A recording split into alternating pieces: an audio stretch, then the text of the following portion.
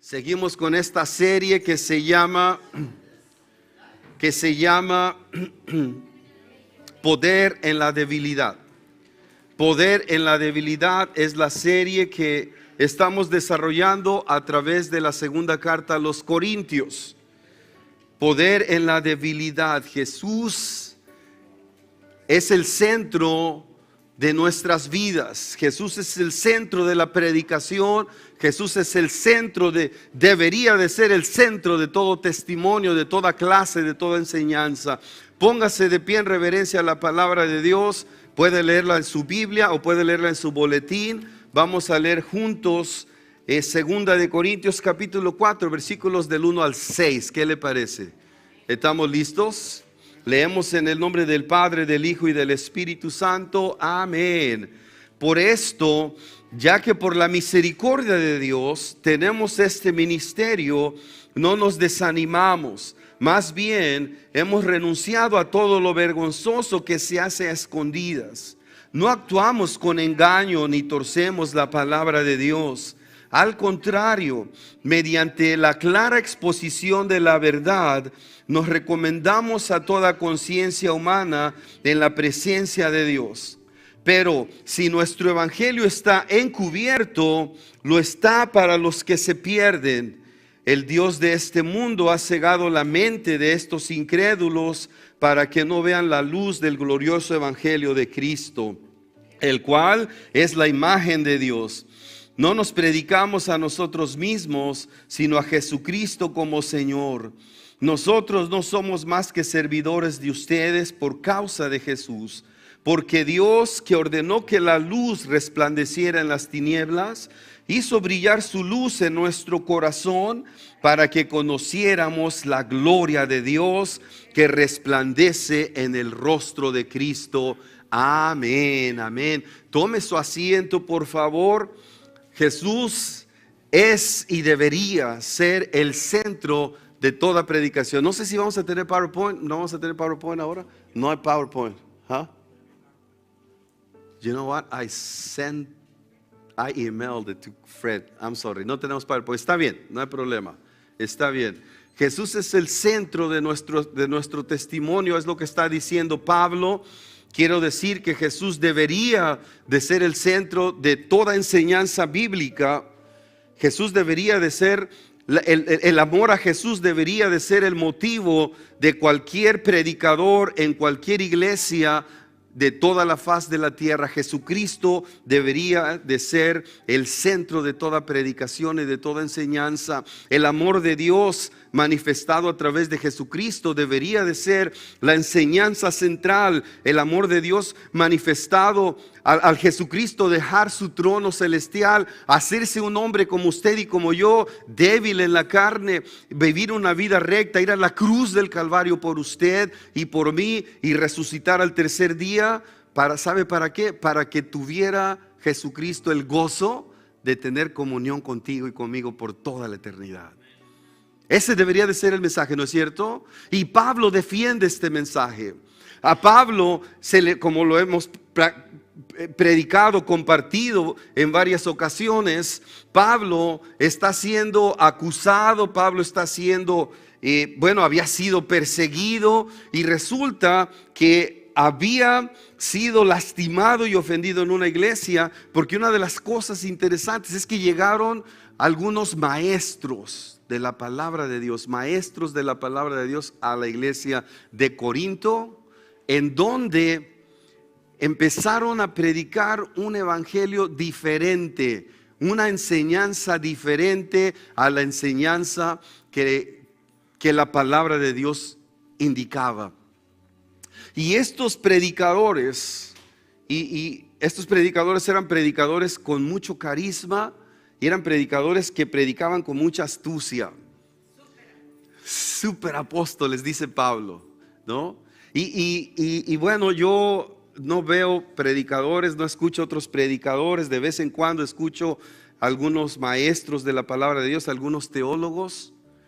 Yo le recomiendo que usted tampoco lo haga. ¿Quiere usted escuchar la palabra de Dios? ¿Sabe qué es lo que puede hacer? Saque su teléfono y hay una aplicación que se llama Bible. y escuche la palabra de Dios, directamente la palabra de Dios, lo que Dios le quiere decir a usted. No que le dijo a un pastor, me dijo una vez un pastor amigo mío, ¿sabes qué? ¿Sabes quién escribió este estudio bíblico para las iglesias? Lo escribió un viejito que estaba por allá sentado en un lugar de retiro, tomándose su cafecito, ¿verdad? Y él escribiendo para que usted viniera a estudiar la palabra de Dios. Una persona que no sabe nada de usted, ¿no es cierto? Que no sabe dónde vive usted, que no sabe absolutamente nada de usted, y usted está siguiendo las enseñanzas de otra persona, de otro lugar, a veces de otra cultura, de otro lenguaje. ¿Por qué no mejor escucha directamente la palabra de Dios? ¿No es cierto? Y cuando me refiero, no me refiero a la palabra de Dios predicada por otros pastores, me refiero a la palabra de Dios que está en su teléfono, en esa aplicación que se llama Bible, y ahí puede usted escuchar en cualquier idioma la palabra de Dios todos los días. ¿Qué le parece la idea? Como que no le gustó mucho a algunos. Ay, hermano, es que yo 1390 es mi estación, dicen algunos. 95.9 is my radio station, dicen otros, ¿no? 107.9, no, mejor la Biblia, mejor la palabra de Dios. Estos maestros que llegaron otra vez venían con mucha astucia. Y he escuchado de predicadores que son muy famosos, y usted ha escuchado de predicadores que son muy famosos, pero ¿sabe por qué son bien famosos? Porque son excelentes oradores, hablan, predican, nos hacen reír y estamos conectados allí con el predicador. Más o menos de este calibre eran los que habían llegado a Corinto. Eran personas excelentes para presentar la palabra de Dios, de tal manera que el mensaje de Pablo se queda bien pequeñito en comparación con los grandes sermones que hacían estos super apóstoles. Y de repente empiezan a dudar de lo que Pablo predicaba. Empiezan a decir, bueno, ¿de verdad será lo que Pablo nos dijo cierto? Y Pablo entonces empieza a tener que presentar argumentos ante estos maestros deshonestos que predicaban con astucia y sacaban provecho personal con la palabra de Dios. Si tú ves en tu Biblia, y te animo a que abras tu Biblia, en 2 Corintios capítulo 2 versículo 17, dice Pablo, hablando de estos predicadores super apóstoles que eran super carismáticos y que hacían reír, y que a lo mejor hacían reír, no lo sé, ¿verdad? Pero que envolvían a la gente con tanta elocuencia, pero cuya meta era hacer negocio con la palabra de Dios. Segunda de Corintios capítulo 2 versículo 17 dice Pablo, ya ven, no somos como tantos charlatanes que predican para provecho personal. Nosotros predicamos la palabra de Dios con sinceridad y con la autoridad de Cristo, sabiendo que Dios nos observa.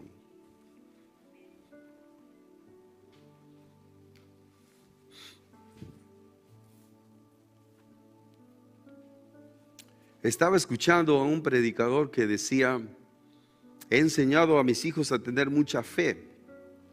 Y otra vez trato de no meterme a escuchar de nadie, porque ellos tienen su propio contexto y sus propias circunstancias y necesidades muy distintas a las mías.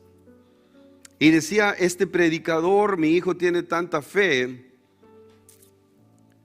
que lo escuché a mi hijo orar, y en su oración decía, porque yo le enseñé, decía él, mi hijo decía en su oración, Señor,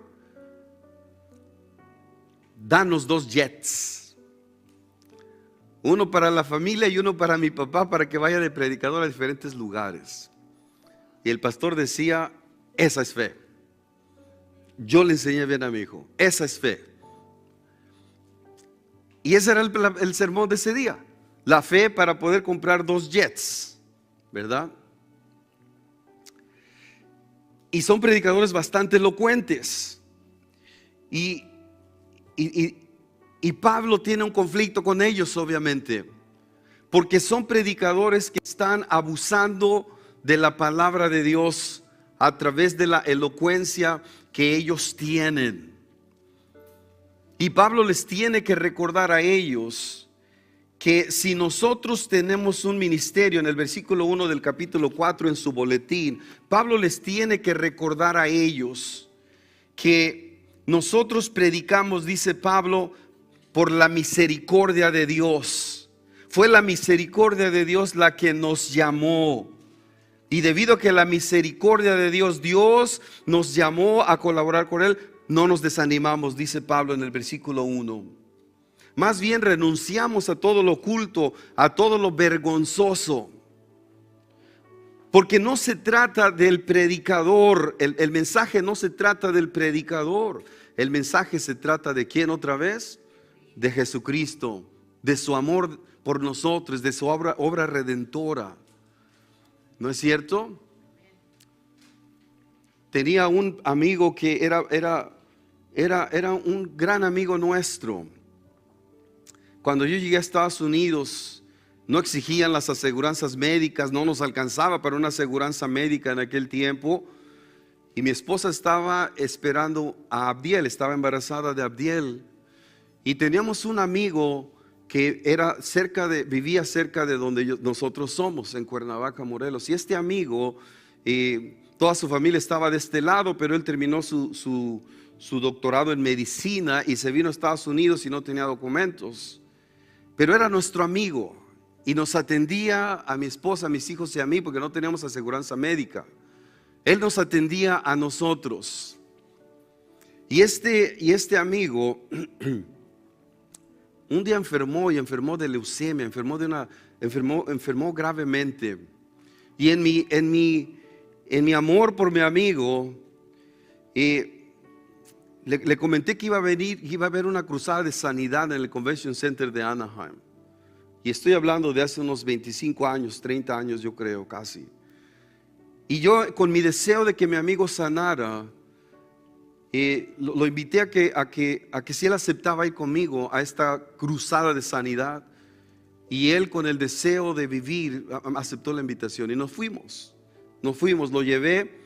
Y como llevé a otro amigo que también había recién tenido un accidente, quedó cuadrapléjico, los llevé a los dos.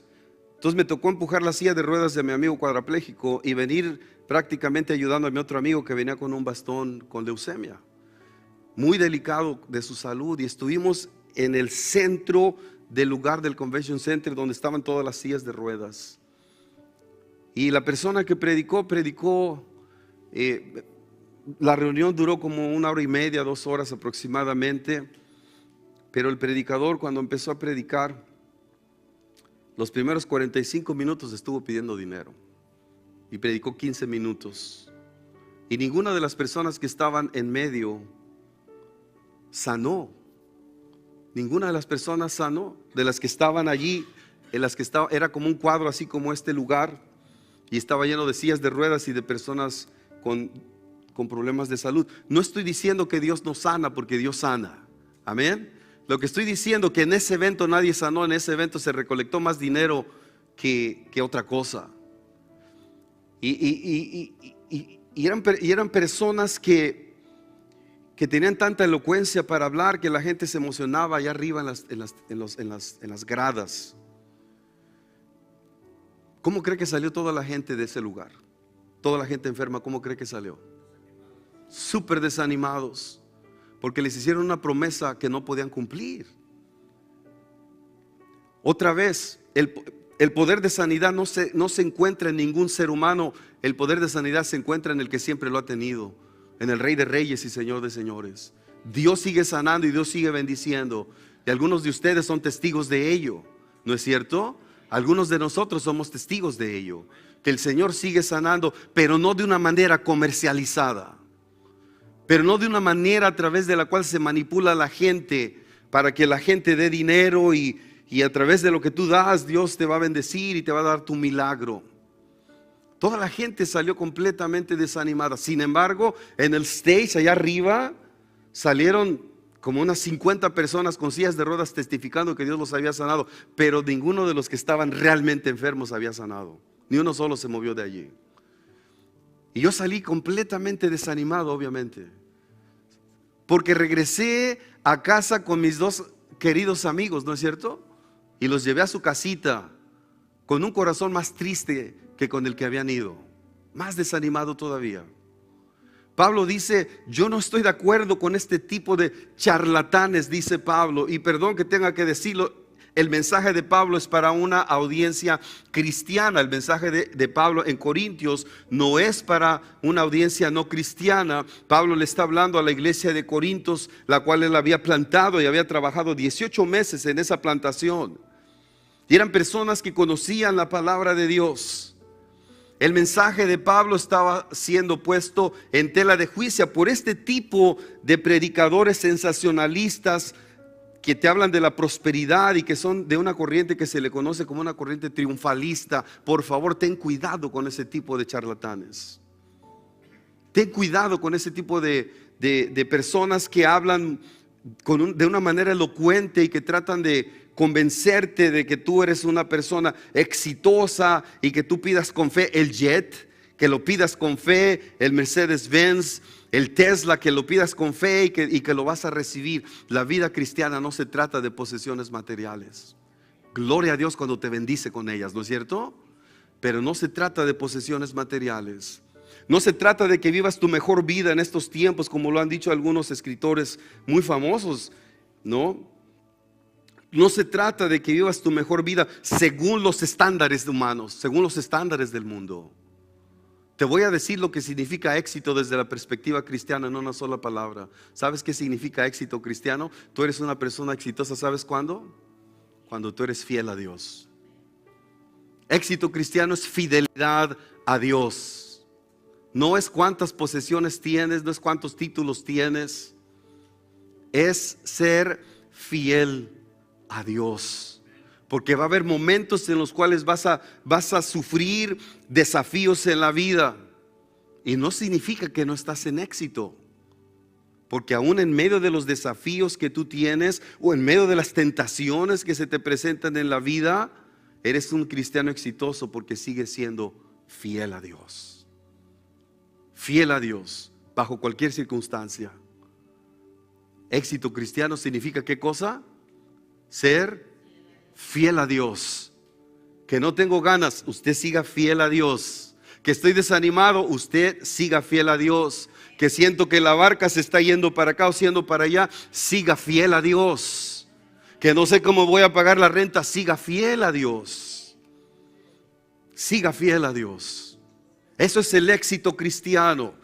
Eso es como se puede definir el éxito cristiano. Pablo dice, está bien, no me están creyendo el evangelio. En el versículo 4, no creen lo que yo les dije. Verso 4, léalo conmigo, pero no lo creen porque el Dios de este mundo ha cegado la mente de estos incrédulos para que no vean la luz del glorioso evangelio de Cristo, el cual es la imagen de Dios. Pablo dice, sí, aquellos vienen con mucha elocuencia. Yo no traigo mucha elocuencia. Pero el problema no es mío, el problema es que el Dios de este mundo han seguido los estándares del mundo, han buscado la felicidad con los estándares del mundo, han pensado que la felicidad se encuentra en una posesión, en una posición, ¿no? en una cosa material, en un privilegio, yo no sé. Pablo dice, no es así, no es así, no son todas estas cosas. Todas estas cosas lo único que hacen es poner un velo en la cara de la gente. Y no van a creer no porque no puedan creer. No van a creer en el evangelio simplemente porque no quieren creer. Porque hay un velo que está puesto allí. Y pensamos que la vida que vivimos es la mejor vida que estamos viviendo. Déjame decirte que con Cristo hay una mejor vida siempre. Hay una mejor vida siempre. Un pastor amigo nuestro, muy querido de mi esposa y mío, nos decía una frase muy interesante. Decía, aunque toda la vida cristiana sea una mentira, aunque al final de los tiempos, nos decía este querido pastor nuestro, aunque al final de los tiempos, después de morir, no hubiera absolutamente nada, como dice el ateísmo, se acabó todo y no hay nada. Aunque fuera así, en esta vida, con Cristo, viví la mejor vida que pude haber vivido. Amando a mi esposa, amando a mis hijos, sirviendo a la comunidad, siendo una persona moralmente saludable, siendo una persona con gozo y con paz en mi corazón. Porque Cristo nos da una mejor vida, ¿no es cierto? Nos enseña una mejor moralidad. Así es que Pablo dice, no, el problema no es que mi evangelio es el problema, no, el problema no es lo que les enseño, el problema es que el Dios de este mundo les ha puesto un velo en la cara. Yo no sé cuántos se acuerdan de la historia de Moisés cuando subió al monte Sinaí a recibir las tablas de la ley, y la palabra de Dios dice que su rostro venía con tanta luz que las personas le pidieron que se pusiera un velo porque reflejaba mucho la luz de Dios. ¿No es cierto? Tenía un velo, pero esa luz se fue extinguiendo poco a poco hasta que se quitó el velo. Pablo dice, ustedes así están como con un velo que no los deja ver el amor de Dios, que no los deja ver la luz de Jesucristo. Así es que Pablo responde y les dice, el problema no es el evangelio. Número uno, el problema es que el Dios de este mundo les ha puesto un velo para que no puedan ver la luz del evangelio. Y número dos, Pablo le responde y les dice, el problema no está de este lado en mí, el problema está en los superapóstoles cuyo sermón o cuya enseñanza son ellos mismos. Pablo les dice, ellos se predican a sí mismos, yo predico al Cristo crucificado. El centro de mi testimonio, dice Pablo, es Jesucristo. No se trata de mí, no se trata de ti, se trata del amor de Jesucristo. Dicho sea de paso, déjame te digo, el centro otra vez del testimonio cristiano, el centro de la enseñanza, el centro donde se mueve el cristianismo completo, general de toda la faz de la tierra, es el amor de Dios a través de Jesucristo. El amor, si quieres describir en una palabra la enseñanza bíblica de lo que significa el evangelio significa amor, el amor de Dios. Y no importa cuántos versículos te memorices, si no eres una persona amorosa, a lo mejor todavía no eres una persona cristiana. ¿Ya? ¿Sí o no? No importa. Si no eres una persona amorosa, a lo mejor todavía no entiendes bien el evangelio. Así es que los amo tanto que les estoy diciendo la verdad. Pablo les dice, Cristo no yo, Cristo no tú, debe de ser el centro de nuestro anuncio, debe de ser el contenido de nuestra enseñanza. Y luego Pablo les dice que la meta de Dios, y yo quisiera que recibas esta palabra, la meta de Dios y la meta de Pablo es que la luz de Jesús ilumine a los que están en tinieblas para que puedan gozar de la gloria de Dios. Pablo viene con el amor de Jesucristo, Pablo viene con el amor de Dios. Yo les sirvo a ustedes, dice Pablo, por amor a Dios, y la meta de la enseñanza es que conozcan la luz de Jesucristo. Dios quiere que tu vida sea iluminada, en otras palabras, iluminada. ¿A qué hace referencia Pablo? ¿A qué hace referencia Pablo? Bueno, si tú te pones a pensar un poquito cómo empieza la escritura hablando. En el principio creó Dios los cielos y la tierra estaba desordenada, ¿y qué cosa? Y en tinieblas. Y el Señor dijo, hágase la luz. Y la luz fue hecha. A eso está haciendo alusión Pablo, pero también está haciendo alusión a otra cosa Pablo. Cuando iba camino para Damasco, con cartas para apresar a los cristianos, ¿qué fue lo que aconteció exactamente al mediodía? Una luz más resplandeciente que la del sol del mediodía le resplandeció a Pablo, que pensaba que caminaba en luz. El Señor le dijo, no Pablo, todavía estás en tinieblas. Piensas que estás bien, pero no estás bien, Pablo. Acá está la verdadera luz, y esa luz se mira a través de la presencia de Jesucristo. Y te lo compartí la semana pasada. Automáticamente Pablo empezó a compartir de esa luz, pero Pablo dijo, bueno, creo que estoy muy, creo que estoy muy verde para predicar la palabra de Dios correctamente. Creo que me siento todavía muy incompetente porque todavía no alcanzo a entender todo el Antiguo Testamento. Entonces, ¿de qué sirvió el Antiguo Testamento? Entonces Pablo se fue hacia Arabia 3 años a una ciudad que o estuvo allí o pasó por allí, porque era la capital del reino nabateo, del reino árabe de ese tiempo, esta ciudad que se llama Petra. Y Pablo va para allá y se pasa 3 años en la presencia de Jesucristo, bajo la luz de Jesucristo, revisando todas las doctrinas que él había aprendido. Y cómo es que Pablo estaba todavía en tinieblas hasta que Jesucristo llegó a su vida. Y Pablo ahora sí empieza a predicar magistralmente como ningún otro apóstol lo hizo.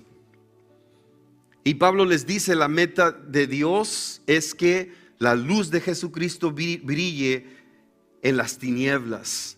No solamente se refería otra vez a la luz que el Señor creó, pero se refería a esa luz que de repente te llega a ti cuando tú estás confundido, cuando tú estás en tinieblas. Y esa luz te da libertad. Y esa luz te enseña a vivir de una manera mejor. Y esa luz te enseña lo que significa el verdadero amor. Déjame decirte una cosa muy importante: sin Jesucristo, no importa quién seas, hay oscuridad. Sin Jesucristo hay orgullo. Sin Jesucristo hay error. Sin Jesucristo hay condenación. Sin Jesucristo hay división. Sin Jesucristo hay separación. A lo bueno se le llama malo y a lo malo se le llama bueno. Pero déjame también decirte que con Jesucristo hay luz. Con Jesucristo hay gozo, con Jesucristo hay salvación, con Jesucristo hay una nueva vida. Con Jesucristo a lo bueno se le llama bueno y a lo malo se le llama malo, aunque nadie lo crea. A la verdad se le llama verdad, aunque nadie la crea. Y a la mentira se le llama mentira, aunque todo el mundo crea que es verdad. Con Jesucristo hay luz, hay esperanza. Con Jesucristo hay una manera nueva de vivir. Yo lo sé, yo lo sé. Yo lo sé, te lo he dicho muchas veces, mi historia. Estaba a mis 17 años cuando papá se va de la casa y me quedo en la oscuridad más terrible de mi vida. Los psicólogos le llaman depresión. Me quedo sumido en una oscuridad, en lo más triste de mi vida. Me dolió tanto que se fue papá, pero me dolió más cuando mamá se fue y se vino para Estados Unidos. Corrí a la iglesia de mi pueblo. La llevé a la central de autobuses allá en mi pueblito, en Zacatepec Heights. La pusimos en el autobús, se fue a la Ciudad de México, tomó otro camión, se vino a Tijuana porque su hermano la esperaba en San Diego. Y cuando la puse en el camión fue un momento oscuro, hermanos, triste, triste, triste. Y en ese momento oscuro, en ese momento en tinieblas, yo le dije al Señor: yo no quiero vivir así, Señor. Es muy doloroso vivir en tinieblas. Es muy doloroso vivir en un hogar donde Cristo no es el centro del hogar. Es muy doloroso vivir en un hogar donde no hay Dios. Señor, le dije yo en aquellos momentos de mi vida, le dije: Señor, yo no sé cómo se vive la vida. Papá no me enseñó, mamá tampoco me enseñó. En mi casa íbamos a la iglesia cuando había bodas, cuando había bautismos o cuando había velorios, funerales. Yo no quería vivir en tinieblas, porque donde hay tinieblas hay división, hay separación, y yo lo miré en mi casa con mis padres. Donde hay tinieblas hay tristeza, hay depresión. Donde hay tinieblas hay falta de esperanza. Ayer platicaba con una persona en una visita, tuve que trabajar de emergencia ayer con una familia que estaba pasando por mucha crisis. Y una de las preocupaciones era que uno de los hermanos estaba completamente sumido en el alcoholismo. Y yo le decía a esta persona: yo no sé si tú lo sabes, pero el vicio le roba a su papá a tus hijos. Yo no sé si lo sabías, pero el vicio le robó a tu esposa a su esposo. Yo lo vi en mi casa. Yo lo vi en mi casa. El alcoholismo me quitó a mi padre y le quitó a mi madre su esposo y el proveedor. Mi madre tenía que salir a buscar qué hacer afuera para trabajar, para traer el sustento a nuestra casa. Cuando uno está sin Cristo, tarde o temprano, las tinieblas van a traer lo que siempre traen: condenación, separación, destrucción. La Escritura dice que el enemigo vino para matar, robar y destruir. Tarde o temprano el enemigo lo logra cuando estamos sin Cristo. Tarde o temprano el enemigo separa parejas. Tarde o temprano el enemigo le roba a los padres a los hijos. Tarde o temprano. Esa es la meta del enemigo y eso es lo que acontece en medio de las tinieblas. Con Jesucristo hay luz, con Jesucristo hay gozo. Le tuve que decir al Señor: Señor, yo no sé cómo se vive la vida, enséñame a vivir la vida. Y hasta el día de hoy el Señor me sigue enseñando cómo vivir la vida. Todavía no termino de aprender, pero estoy seguro que ya no soy el mismo que yo era antes, porque el Señor ha estado trabajando en mi corazón. Y aunque el Señor todavía tiene mucho que hacer conmigo y contigo, pero el Señor está trabajando en nuestras vidas y no somos los mismos que éramos antes cuando no teníamos a Cristo en el corazón. Amén.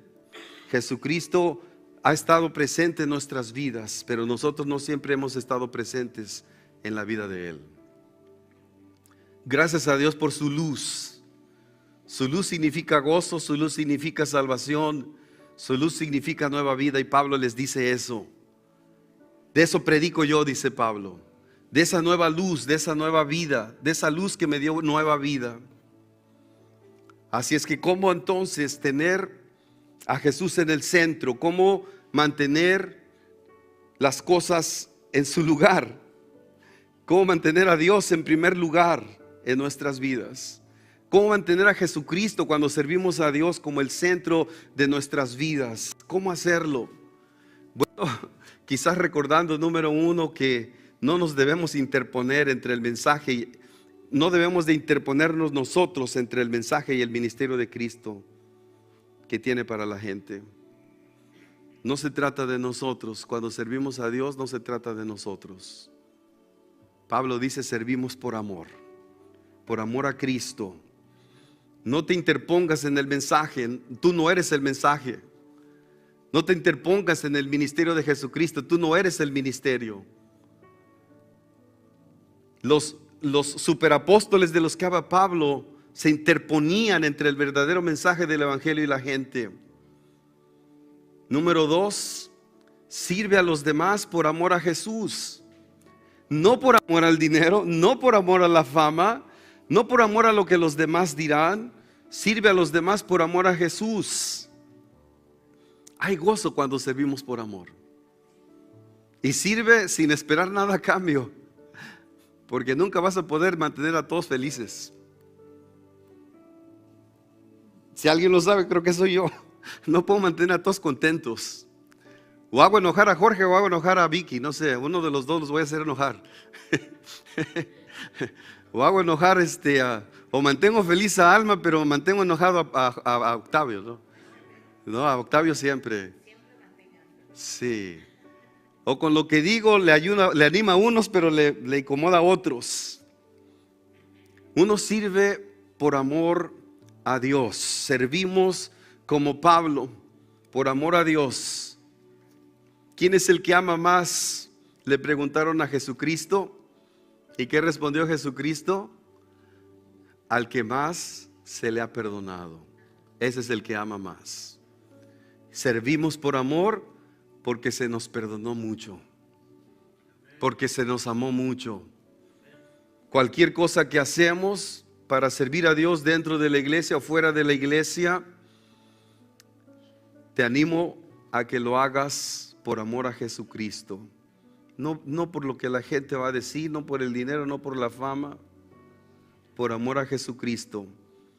Porque Jesucristo te ha amado más de lo que mereces y te ha bendecido más de lo que mereces. Igual a mí, y mucho se nos ha perdonado. Y por último, para todos aquellos que sirven a Dios, porque otra vez esta es una carta para servidores, para cristianos, no es una carta para incrédulos o para no creyentes. No te desanimes, por favor, no te desanimes cuando sirves a Dios. Que si no resultó bien al principio, no te desanimes, sigue sirviendo a Dios. que si nadie vino a apoyar, no te desanimes, por favor, sigue sirviendo a Dios, porque tú tienes un llamado personal. Tú tienes dones personales que Dios te dio. Y si no estás sirviendo en nada, te animo a que sirvas. Te animo a que sirvas. Y cuando sirvas, no te desanimes. No te desanimes. Porque las cosas no siempre van a salir bien. Y no hay ningún problema. No hay ningún problema, porque en nuestro servicio hay dos componentes. Un componente perfecto que se llama Dios, que se llama Espíritu Santo, y un componente imperfecto que se llama yo mismo, mejor diga, ¿verdad? En vez de que Carlos, ¿verdad? Por Carlos es que no sabe bien las cosas. Yo mismo, tú mismo. Tú mismo eres el ingrediente imperfecto y las cosas no siempre van a salir bien. No siempre van a salir bien, pero mira, en el proceso Dios te dará de su luz, Dios te dará de su fortaleza y Dios te dará de su gozo. La luz del Señor seguirá resplandeciendo en tu vida, en tu matrimonio y en tu familia. Amén. Ponte de pie y vamos a dar gracias a Dios. Vamos a dar gracias a Dios. ¿Cuántos de ustedes han gozado de esa luz de Jesucristo? ¿Cuántos de ustedes han gozado de, como lo decía yo hace un par de semanas, un pastor decía en el retiro pastoral al que atendí, decía, tenía mucho tiempo que no sentía lo que sentí hoy. Yo sentí que Dios se rió junto conmigo, que Dios estuvo feliz a mi lado, que Dios estuvo contento a mi lado. Y que nos gozamos juntos, Dios y yo. Nos alegramos juntos, el Señor y yo, decía este pastor. Yo deseo que tú te alegres mucho con el Señor, que su luz resplandezca en tu vida en todo momento y que podamos servirle a Él juntos. Te invito a que sirvamos juntos, porque Dios nos ha amado por amor a Jesús, porque Dios nos ha perdonado, porque Dios nos ha bendecido, porque Dios nos ha dado más, no solamente más de lo que merecemos, pero más de lo que necesitamos. Dios ha sido bueno, amén.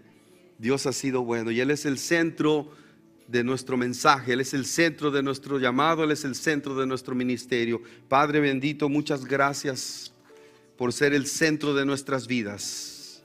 Muchas gracias, Señor, por tu luz maravillosa. Muchas gracias porque en ti no nos desanimamos, vamos para adelante. En ti, Señor, podemos disfrutar de luz ahí en nuestro matrimonio, ahí en nuestra familia, con nuestros hijos, en nuestra iglesia. No nos desanimamos porque tu luz y tu gloria siempre resplandecerán. Mi meta es, y nuestra meta es ser fieles a ti. Es mantenernos fieles en todo momento, seguir fieles a ti. Ayúdanos, fortalécenos, síguenos dando de tu gloria, síguenos dando de tu luz. Que Jesús sea el centro de nuestras vidas. Te lo rogamos en este momento, Señor. Te lo rogamos porque te necesitamos en todo momento. Y ahí donde tú estás, pídele al Señor, pídele por favor al Señor. Pídele al Señor. Señor, yo quiero que tú seas el centro de mi vida. Quiero que seas el centro de mi trabajo, el centro de mi hogar, de mi casa. Ayúdame, Señor, para que de mi boca salgan palabras de amor cuando yo hablo. Ahí pídeselo en tu corazón. Si no estás sirviendo a Dios, pregúntale, Señor, ¿en dónde te acompaño para servir? ¿Cómo me uno a ti para servir? ¿Cómo me uno a ti para servirte, Señor? Ahí pídeselo en tu corazón. Y puedes servir no solamente dentro de la iglesia, pero fuera de la iglesia. Cualquier necesidad que existe representa un ministerio de todo cristiano. Donde quiera que hay necesidad, ahí hay un ministerio para los hijos de Dios. Sea dentro de la iglesia, sea fuera de la iglesia, sea en el trabajo, sea en la escuela, sea en el vecindario. Llévanos ahí, Señor. Te lo pedimos en el nombre de Jesucristo nuestro Señor. Amén y amén. Amén. ¿Por qué no extiende las manos al cielo? Amén. Vamos a pedir su bendición al Señor. Yo deseo con todo mi corazón que el Señor te bendiga y te guarde. Que el Señor te mire con agrado y te extienda su amor. Que el Señor te muestre su favor y te conceda la paz a ti, a tu familia, a tus hijos y a los hijos de tus hijos hasta 1000 generaciones, en el nombre del Padre, del Hijo y del Espíritu Santo. Amén. Y decimos juntos, amén, amén, amén. Gracias, Señor. Gracias, Señor. Gracias, Señor.